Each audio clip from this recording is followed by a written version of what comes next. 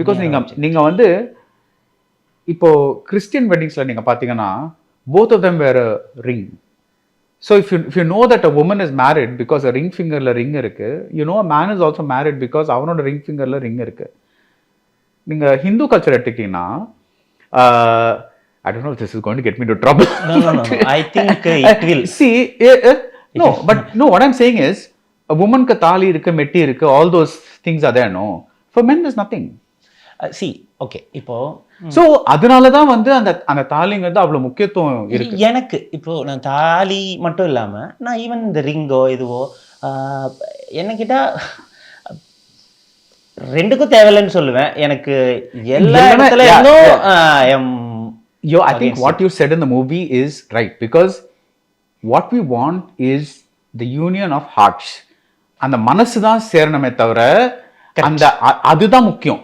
Sir இந்த கதையை ஆக்சுவலாக எழுதும்போது கூட நான் உண்மையிலே பொலிட்டிக்கல் பார்வையில் இருந்தெல்லாம் எழுதுறத விட இப்போ இதில் ஏன்னா மோர் ஆஃப் ஃபீலிங்ஸ் தான் இந்த கதையாக இட்ஸ் இமோஷன்ஸ். ஆமாம், இட்ஸ் இமோஷன்ஸ். நீங்கள் யோசிச்சிங்கன்னா இவன் அந்த பொண்ணு ப்ரப்போஸ் பண்ணுறான், இவன் வேணான்னு சொல்கிறான், இவனுக்கு அந்த பொண்ணு மேலே ஃபீல் வருது, இவன் போகிறான், பார்த்தா அந்த பொண்ணு இப்போ மூவ் ஆன் ஆகிட்டா.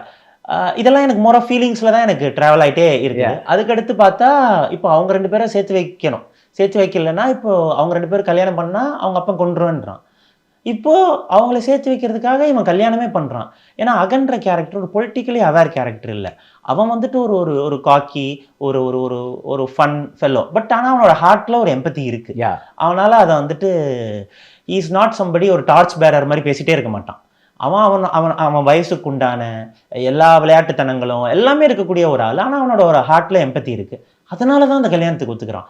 Not out of some rational ரேடிக்கல்னே அவன் யோசிச்சு இந்த இது பார்த்தீங்களா, அந்த this is the cuck movie அப்படின்னு பார்த்தீங்களா?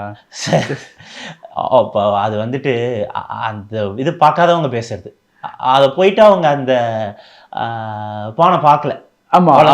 அது என்னன்னு தெரியல. மிஸ்டர் கோல்ட் தரத்திலையும் அளவுலையும் நோ காம்ப்ரமைஸ். மிஸ்டர் கோல்ட் 100% கடலெண்ணெய்.